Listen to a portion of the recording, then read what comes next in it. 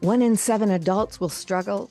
Over 18 million people a year will struggle with this thing called depression. I want to tell you today about my testimony of struggling with depression, but I want you to know if you're feeling it, midlife woman, brave-hearted sister, you're not alone. We're going to talk about it today on the Brave-Hearted Woman. Hey everybody, this is Damon, and this is my show, The Brave-Hearted Woman. Thanks for stopping by. Hey, each week I bring important topics for women just like you to help you live with courage and confidence and bold vision for your future. So make sure you subscribe so you never miss an episode. I'm always giving out free resources that empower you. So you ready? Come on, let's get brave. So depression in the United States is on the rise. And if you are a midlife woman listening to this, you may be embarrassed or afraid to tell someone that you yourself are experiencing a little bit of the blues, you might call it. It may be situational. It may be chemical. We have so many moving hormones at this point in time in our life. It may be because you're sad over relationship changes, or you're in that place where you don't know what your purpose is anymore. But the leading cause of disability for women ages 15 through 44 is depression.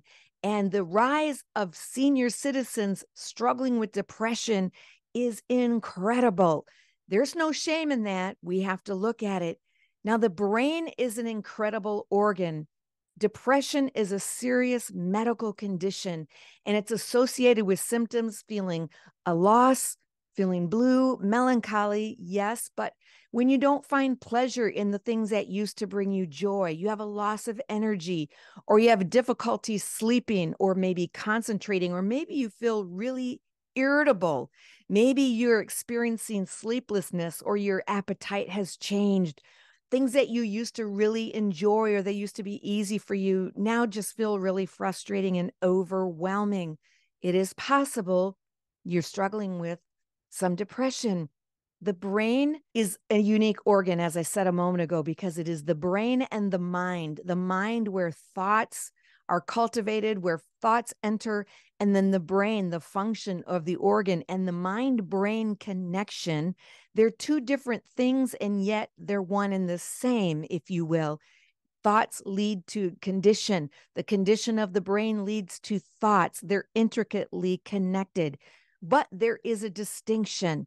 And so we're always thinking about our mind. We're thinking about our brain.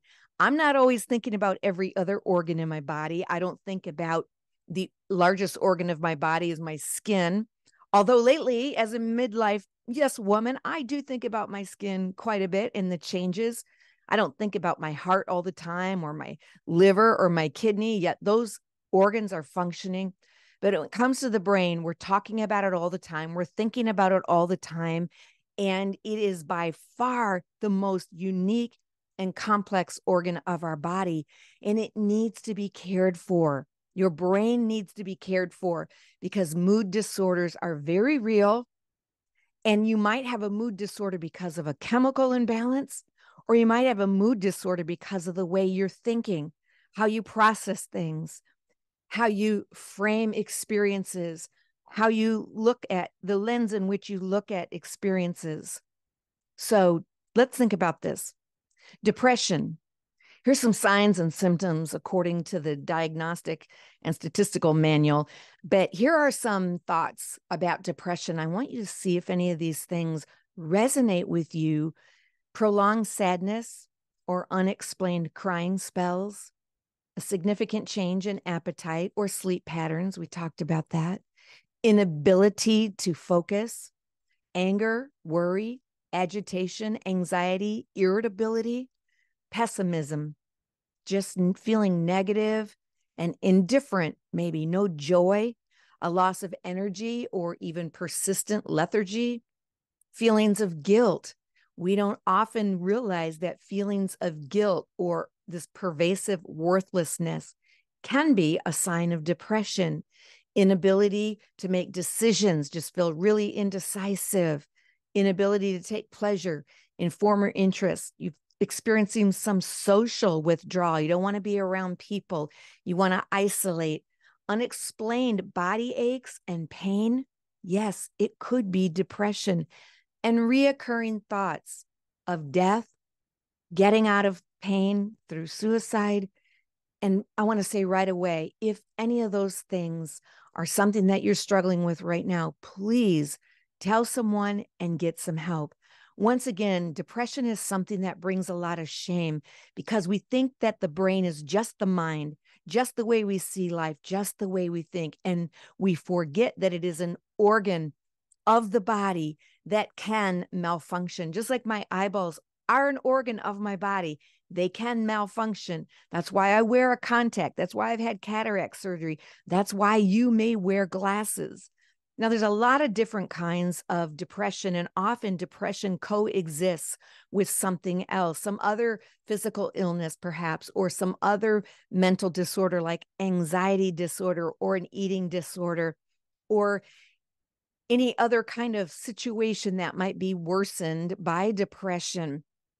It's important that depression and each co-occurring illness be appropriately diagnosed. So I want to tell you about my story. I am a survivor of childhood trauma. And I thought that when it was over, it was over. I'm out of the house. It's done. It's part of my childhood. I'm an adult now. I didn't know, nor did I connect the dots, that many years later, into my 30s, I would wake up one morning with debilitating anxiety. One day I was fine, teaching Bible study, living life, doing great. And the next moment, I was waking up with, I just knew something was wrong. I felt this terror. I felt my heart racing. I felt like I was a vase that was breaking or cracking. Nothing connected. I couldn't form a thought. I couldn't speak. I just felt panic. Now, I was young enough where I didn't know about panic disorder. I had never had a panic attack. I really hadn't experienced any kind of depression or feeling sad or blue. I was just kind of this kid that just pushed through life. And I was that way as a young adult. And you just did what you had to do. So when I woke up that morning, I wasn't aware of what was going on. Now I know that I was having an episode. We used to call it a nervous breakdown. We don't call it that anymore. A chemical imbalance. There was something that my brain just all of a sudden, it just felt like it was broken. I went to the doctor right away. I said, something's wrong with me. I said, I need some medicine, something, give me something, fix me. He gave me a little something, but it didn't get any better. Turns out I would live for the next 5 months with debilitating anxiety. And then I found out that the same root of anxiety at the other end was a deep, dark depression. And every day at about 3:00, I felt like this black bag came and suffocated me, just fell over the top of me. And it was like that until 7:00, 8:00 at night.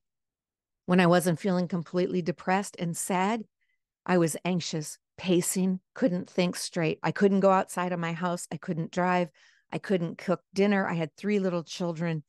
And what I came to realize was that my doctor said, I can't fix this with medicine. You're going to have to talk to someone. I'm suspecting that you have childhood trauma.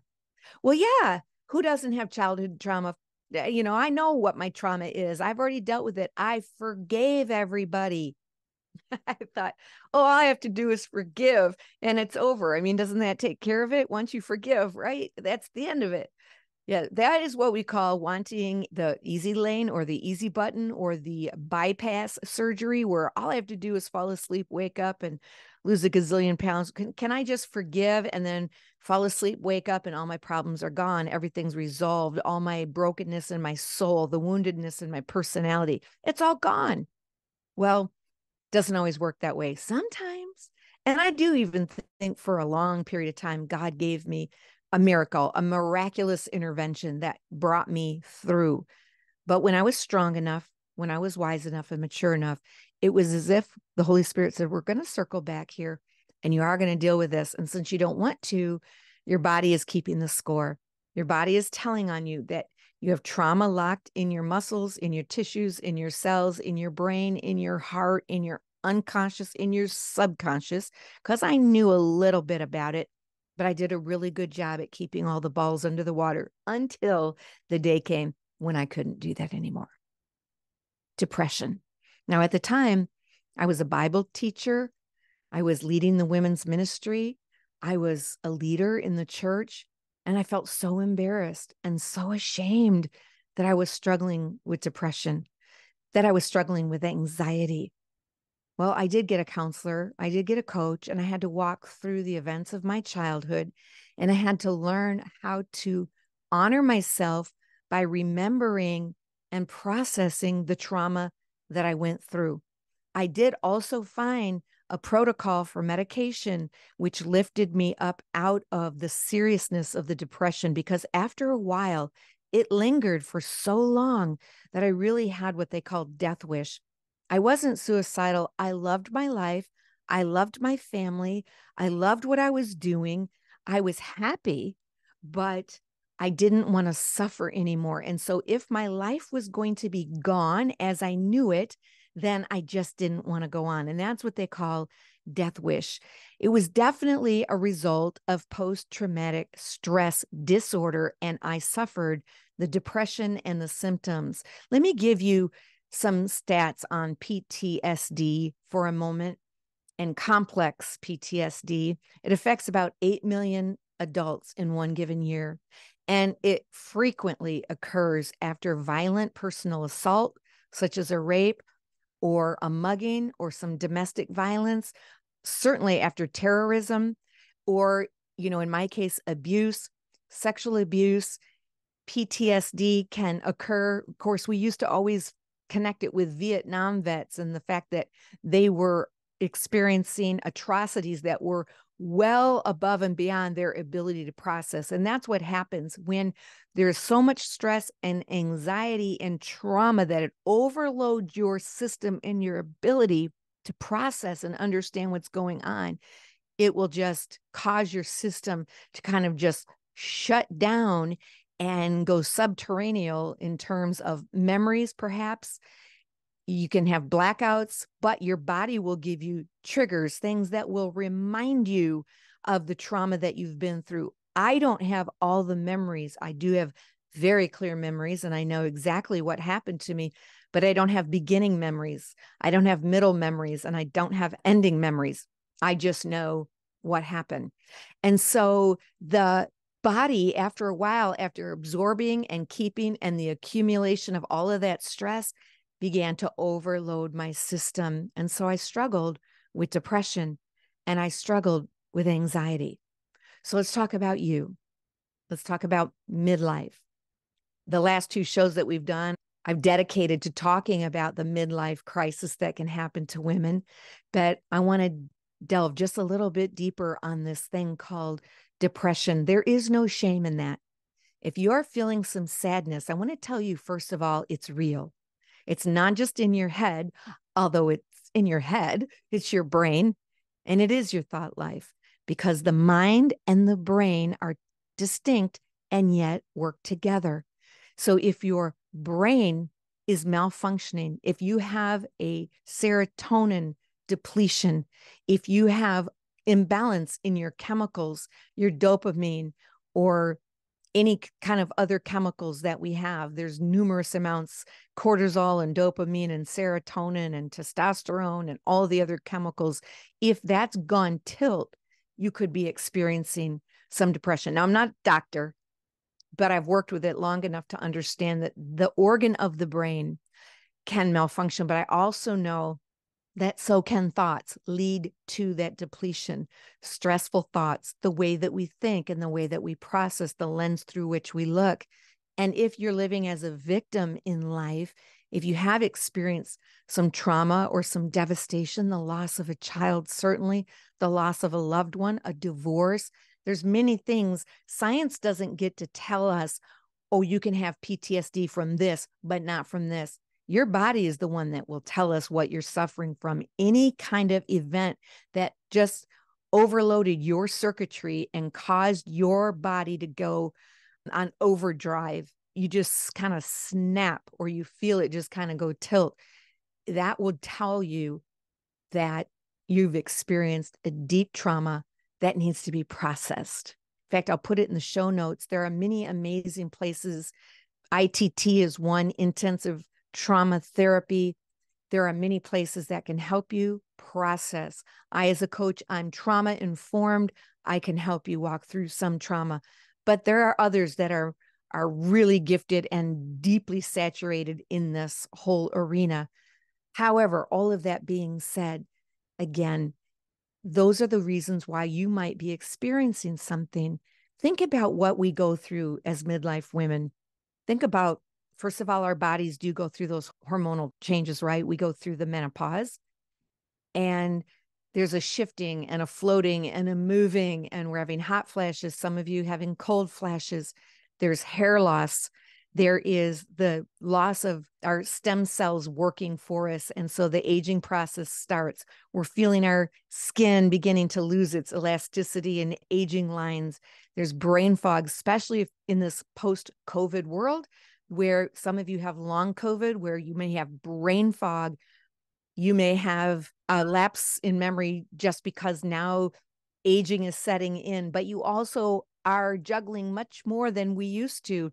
You've got the empty nest, perhaps, but maybe it's the boomerang generation and they've come back, and you had an empty nest, but now they're all back. And now you have grandchildren. You have multiple lives to be worried about. We don't just walk away and forget all those beautiful lives.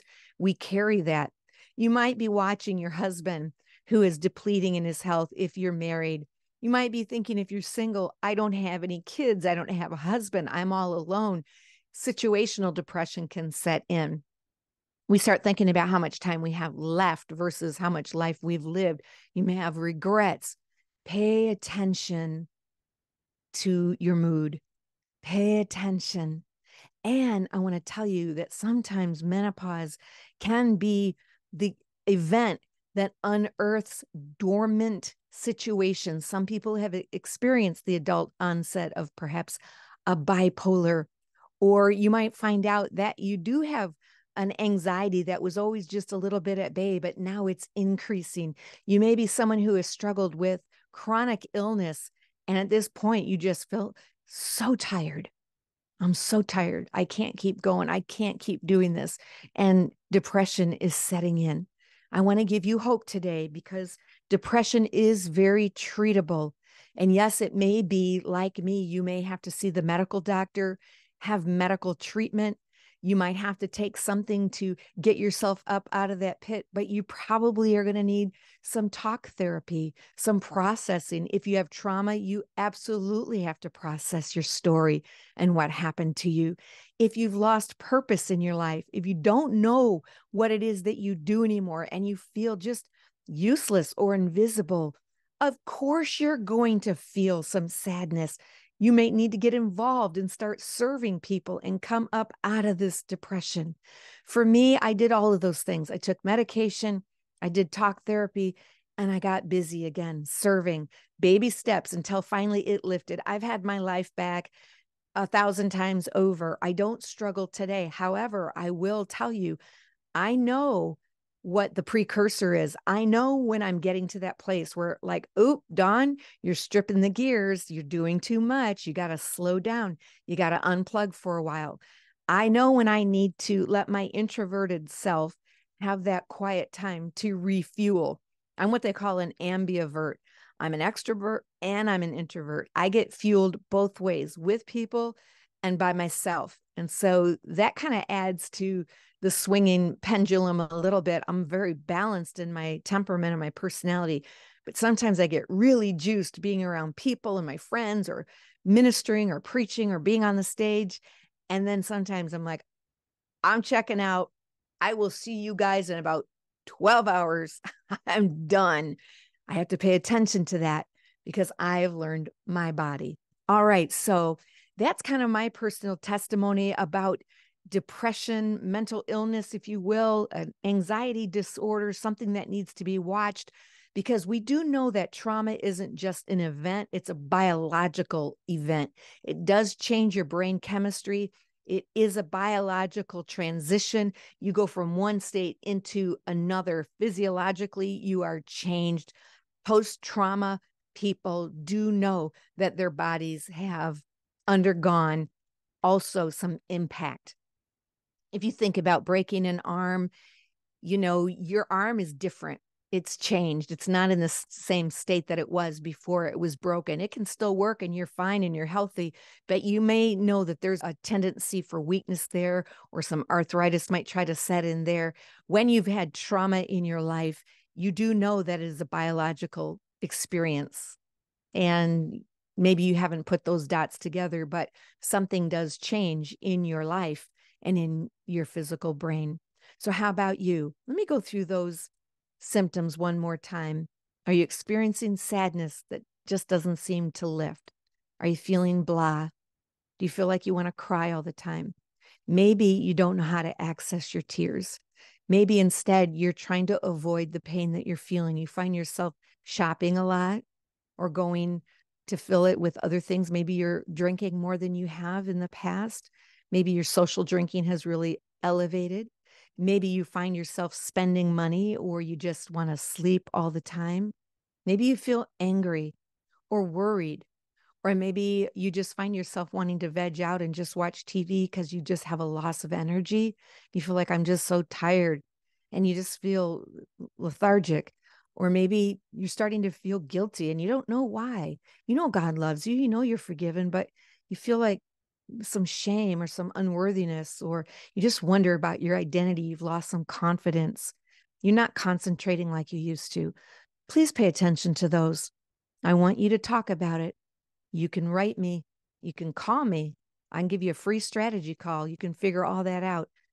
You can find me at braveheartedwoman.com. And I would like for you to make sure that you connect with someone and say, hey, that's me. I'm struggling. I've even had some thoughts about uselessness and feeling, what's the point? And thoughts of, I'd rather be in heaven. If you'd rather be in heaven, heaven one day is going to be a beautiful place, and we can't wait, but it's God's decision when we go. Talk to someone. Hey, this is Damon, your BraveHeart Mentor, bringing you a different kind of a word today, talking to you about depression. I do have a free gift that I want to give you. It's always my joy to give you a download that I think would be powerful for you. And today I think it's the affirmations. I want you to think about the words that are coming out of your mouth. I want you to think about how important it is to speak life over yourself, over your mind, over your brain. I also want you to think about some of the physical things that depression can lift. I didn't talk about how to get out of depression. Talk to someone, tell someone, get treatment for sure. Start exercising. It's a beautiful way to break the heaviness, the blues, the blahs. If you're exercising and it triggers anxiety, or you feel even more depression, you may be battling a chemical imbalance. Talk to someone. You may be struggling with something neurological. I don't know, but I know it's worth paying attention to. But exercise is a beautiful way to break up depression. Also, take walks, get outside, take and breathe in. By the way, I should do a podcast episode on the power of breathing in from the nose, out from the mouth, and how it's literally like taking a tranquilizer for your body. Your breathing can re-regulate your nervous system. It takes you out of this hyper overdrive into a soothing, calming nervous system state. You can do that with breathing. I can't tell you how many times I've had to do that when all of a sudden anxiety would come upon me. And I learned how to regulate and let that panic attack kind of flow over me, and not fight it, not resist it, and not wrestle, but just let it flow. So that's my gift for you. The affirmations that you need to speak, the powerful words that you need to speak. That's another thing that will help you lift depression. If you can't think straight, put scriptures all over your mirrors and your bed where you'll see it. Small things, not big old chapters, just little at a time. Just begin to renew your mind. Renew your mind. Drink lots of water, because the brain runs on water and good fat. So eat almonds and nuts and drink lots of water. Eat nuts so we don't go nuts. Can I say that? I just did. So, all right, everybody, I love you. I want to help you, encourage you, speak life into you. I want you to know depression has come to pass, not to stay. Life ahead of you, my sister, beautiful, glorious, yours for the taking. I pray Jesus set you free, and I thank you for listening today. All right, That's what I got for you. I will talk to you soon and leave you like I always do. Don Damon saying it's time for you to find your brave and live your vision.